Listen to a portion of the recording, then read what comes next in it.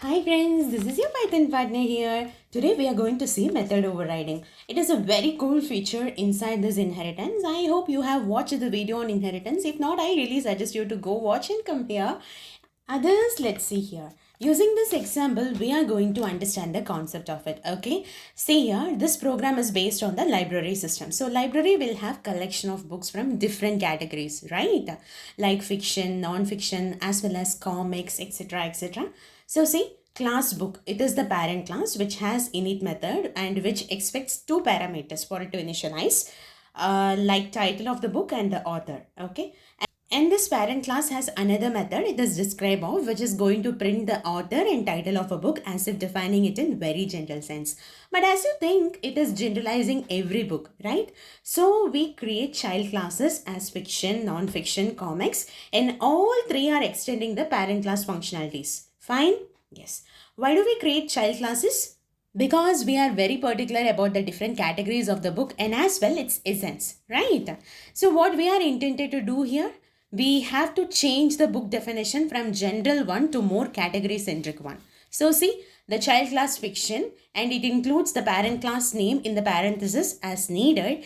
Then it has method describe of as same of that of the parent class. This is the process of method overriding. So now when we create an instance for this child class and calls the method describe of, Python will ignore the method in parent class and will only execute the method from the child class. Our output will be very particular as we wanted than the general definition in the parent class. For example, if we send Harry Potter and J.K. Rowling, then our output will be like Harry Potter by J.K. Rowling is a fictional book full of imagination. Can you understand, friends?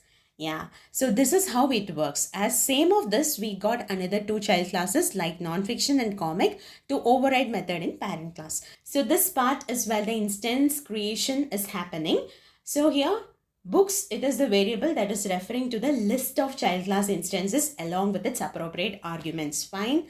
And this for loop, it is going to loop through the above list and it calls the method describe of with every child class instances. Okay. So see the output. Little Women by Louisa May Alcott is a fictional book full of imagination.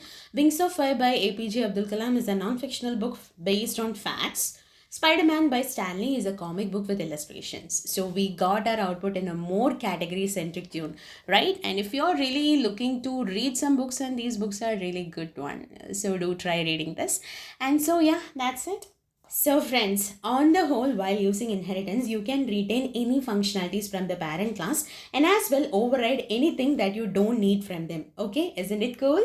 So fine. Yeah, that's it for today. I hope you really understand the session and do try to include this method overriding in your practice sessions and write more programs and fall in love with programming. And yes, so friends, don't forget to like and share the video and do join me in this journey of learning. Let's make this journey more interesting and fun-filled one.